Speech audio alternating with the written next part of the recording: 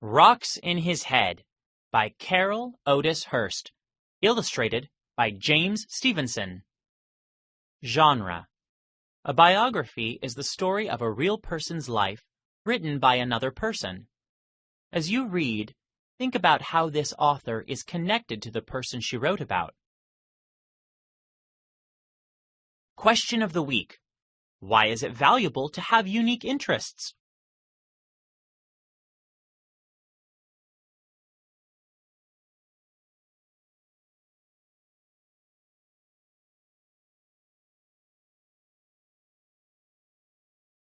Some people collect stamps. Some people collect coins or dolls or bottle caps. When he was a boy, my father collected rocks.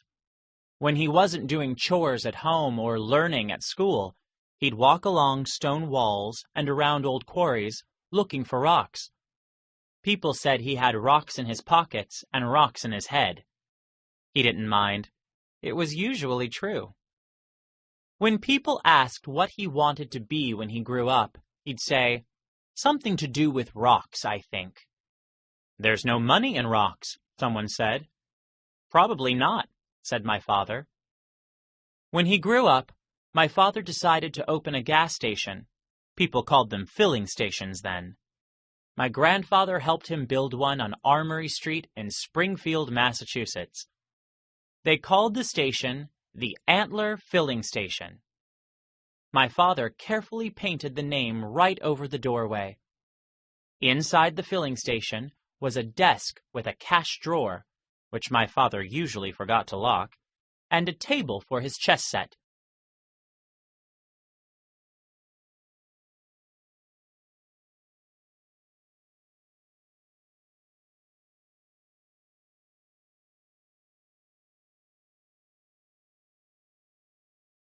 My father built narrow wooden shelves on the back wall and painted them white. People said, "What are those shelves for?" He said, "I've got rocks in my head, I guess." Then, one by one, he placed his rocks and minerals on those shelves. He carefully labeled each rock to show what kind it was and where it had come from. In those days, lots of rich people had automobiles, but then Henry Ford came out with the Model T. That was a car many people could afford. My father had taken one apart and put it back together again and again until he knew every inch of the Model T. He thought that anyone who had spare parts for the Model T and could repair it so that it drove like new would do a good business. He bought some parts from dealers and found some parts in junkyards.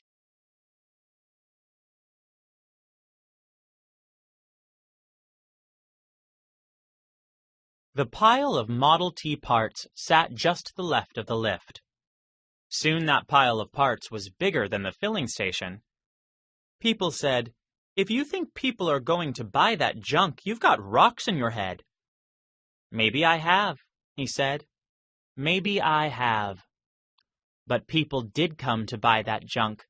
They came to buy gas, and they came to play chess, and they came to look at the rocks. For a while, my father was too busy for the chess games.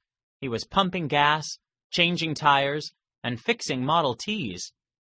"Where did you get this one?" a customer would say, holding up a rock. "Found it in a slag pile in New Hampshire," he'd say. Or, "Traded for it with a fella from Nevada. Gave him some garnets from Connecticut." "People in Nevada and Connecticut collect rocks like you do?" people would ask. "Lots of folks have rocks in their heads," said my father.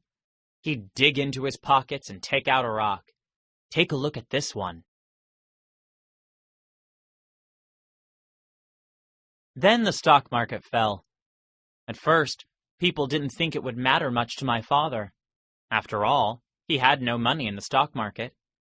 "I may have rocks in my head," he said, "but I think bad times are coming." And bad times did come.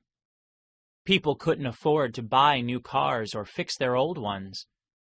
When business was slow, my father would play chess with some of his customers. When business was very slow, my grandfather would mind the filling station, and we'd pile as many of us kids as would fit into our Model T, and we'd hunt for more rocks with my father.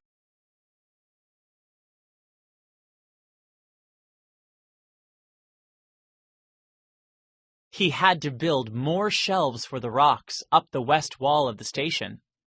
Then people stopped coming for gas.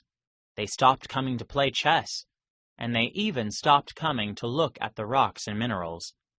They were all too busy looking for work. One day my father picked up the chess set and carefully packed it in a big box. He took down each mineral, wrapped it in newspaper, and carefully placed it in a wooden box.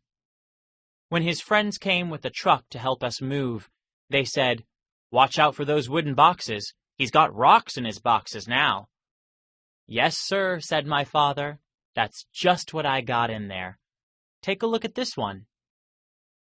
The house we moved to was old and falling apart. My father said he'd have it fixed up in no time.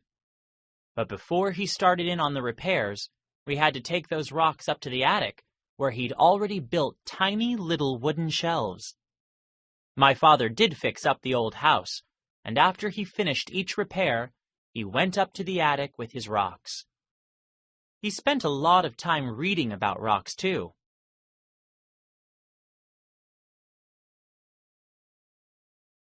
"If you think those rocks are ever going to do you any good," said my mother, "you've got rocks in your head."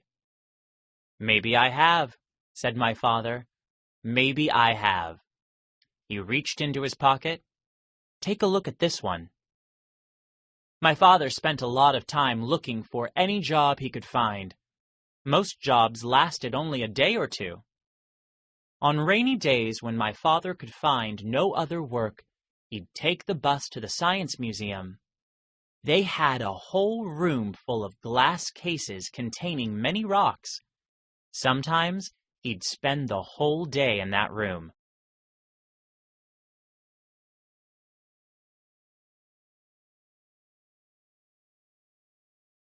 One afternoon, he looked up to see a lady standing beside him.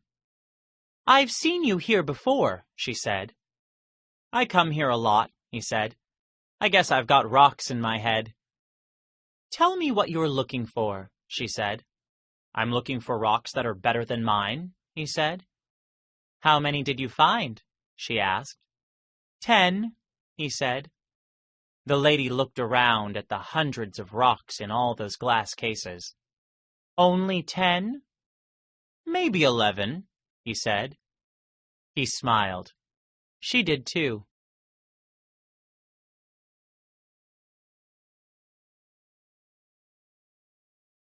"You have got rocks in your head," she said. "I'm Grace Johnson, the director of this museum. These rocks have come from all over the world." "So have mine," said my father. He reached into his pocket. "Take a look at this one," he said. "Did you study rocks at college?" she asked. "Couldn't afford to go to college," he said. "Let me see the rest of your rocks," she said.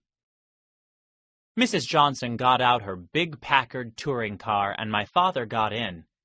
They drove to our house. "Where are the rocks?" she asked. "Up here," said my father, leading the way to the attic. "Watch your step." 2 hours later, Mrs. Johnson said, "I can't hire you as a mineralogist. The board won't allow it. But I need a night janitor at the museum. Will you take the job?" "Will I be cleaning rocks?" he asked. "Sometimes," she said. So my father took the job as night janitor at the museum. Before he went home, he'd open some of the mineral cases and scrub some of the rocks with a toothbrush until they sparkled like diamonds.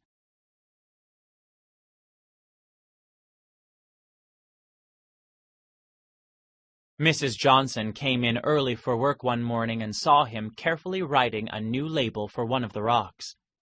"What are you doing?" she asked. "One rock was labeled wrong," he said. "I fixed it." Mrs. Johnson smiled. "I've been talking to the board of directors. They know that I need a person here who knows as much about rocks as you do." "What about the college education?" he asked. She said, "I told them I need somebody with rocks in his head and rocks in his pockets. Are you it?" "Maybe I am," said my father. "Maybe I am." He reached into his pocket and took out a rock. "Take a look at this one," he said.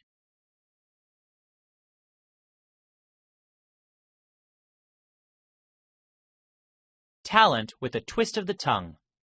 The phrase "rocks in his head" is a play on words. Tongue twisters are also a type of wordplay. People all around the world enjoy these playful verses, and they exist in every language. Below are 3 well-known tongue twisters. As you read, think about what makes this language playful. Try to say these 3 tongue twisters as fast as you can. She sells seashells by the seashore. The shells she sells are surely seashells. So if she sells shells on the seashore, I'm sure she sells seashore shells. Peter Piper picked a peck of pickled peppers. Did Peter Piper pick a peck of pickled peppers? If Peter Piper picked a peck of pickled peppers, where's the peck of pickled peppers Peter Piper picked?